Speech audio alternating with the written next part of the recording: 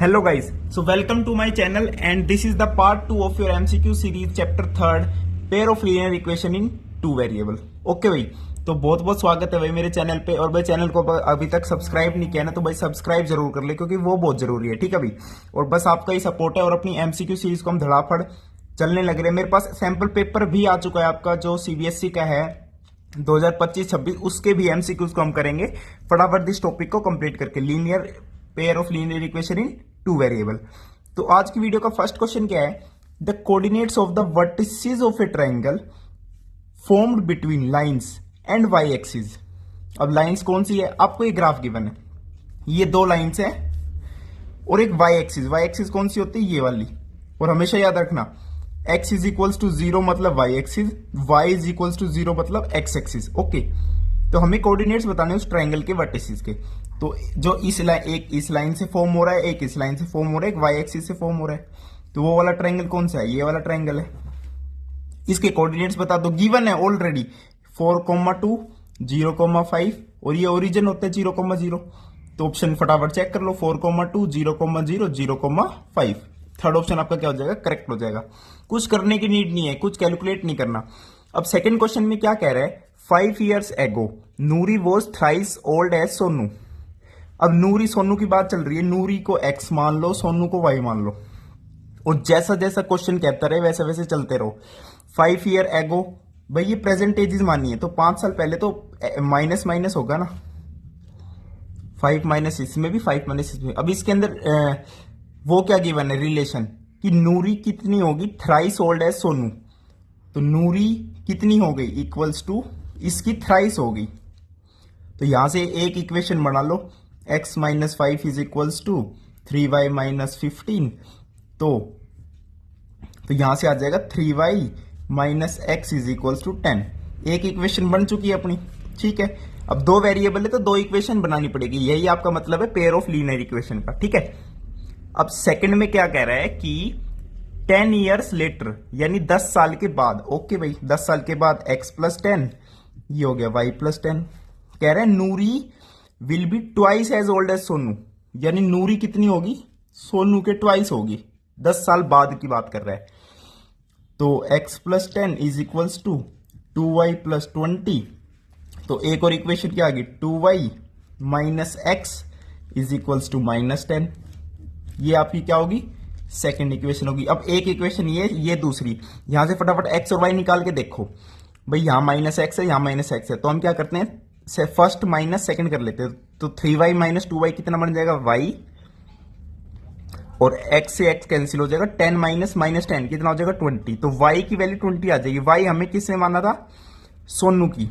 सोनू की present as 20 आ चुकी है। अब देखो रिस्पेक्टिवली का मतलब क्या है, अगर नूरी का पहले पूछा है ना तो ऑप्शन में जो पहली एज है वो नूरी की है, लेकिन हमारी y 20 आई है यानी सोनू की 20 आई है। तो सेकंड ऑप्शन में सोनू 20, फर्स्ट ऑप्शन मैच हो रहा है, तो फर्स्ट ऑप्शन आपका क्या हो जाएगा, करेक्ट आंसर हो जाएगा। ठीक है भाई, तो रिस्पेक्टिवली का मतलब भी अच्छे से समझना है, और कुछ नहीं है, बस इक्वेशन बनाओ और उसे सोल्व करो। अब थर्ड क्वेश्चन में क्या है, the pair of equation has कितने सॉल्यूशंस की बात कर रहे हैं। तो ऑफ कोर्स हम वो कंडीशन चेक करेंगे, a1 5 है, a2 कितना है 3 है, तो ये a1 बाई a2 है।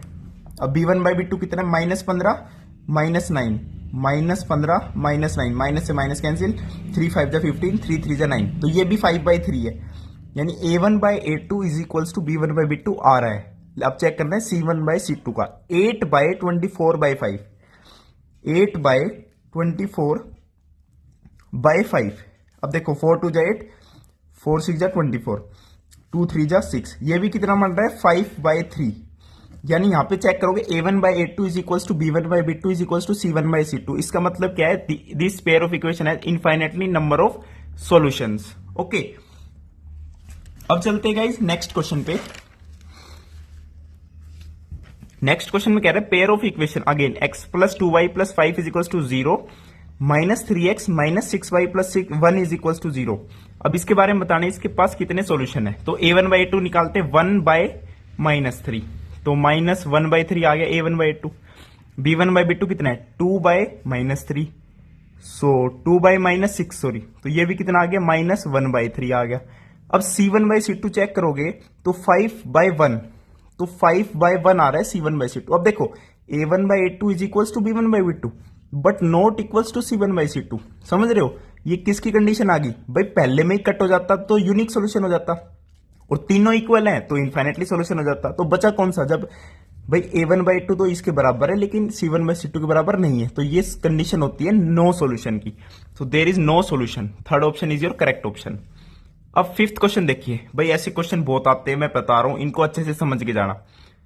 सम of the digits of a 2 digit number, अगर एक 2 डिजिट का नंबर XY है, अब इसमें ऑप्शन तो पुट कर लोगे, कोई दिक्कत नहीं है, मैं कहता हूं ऑप्शन पुट कर लो। देखो sum of the digits of 2 digit number 9 है, ऐसे देखो 6 + 3 9 ये भी हो सकता है, 7 + 2 9 ये भी हो सकता है, 6 + 3 9 ये भी हो सकता है, 5 + 2 7 ये तो बिल्कुल नहीं हो सकता।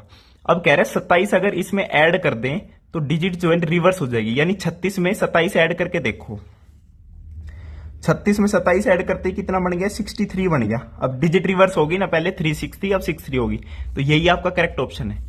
लेकिन सोल्व करने की बात आई, अगर आप एमसीक्यू तो फटाफट कर दिया, अगर सोल्व करना पड़े तो कैसे करोगे, sum of the digits of 2 digit number, भाई 2 इक्वेशन बनानी पड़ेगी। अब x + y तो गिवन है 9 है, एक इक्वेशन मिल गई। अब कह रहे 27 अगर इसमें ऐड कर दे, अब ऐड ऐसे ही नहीं करना कि x + y + 27, ना ना भाई, कोई भी नंबर हो उसे प्रॉपर लिखते हैं सम के हिसाब में, like 10x + 10y, x 10 digit पे तो मल्टीप्लाई बाय 10 + y, भाई 54 है, इसको कैसे लिखोगे, 5 × 10 + 4, तभी तो बनेगा ना 54। अब 5 + 4 करोगे तो डिजिट का ही सम है, वो 9 ही आ जाएगा। तो 10x + 10y इस नंबर में 27 ऐड करने के बाद कह रहा है, ठीक है, तो दिस नंबर + 27 कह रहा है डिजिट रिवर्स हो गए, डिजिट रिवर्स होगी तो मतलब yx बन गया, तो नया नंबर क्या है 10y + x।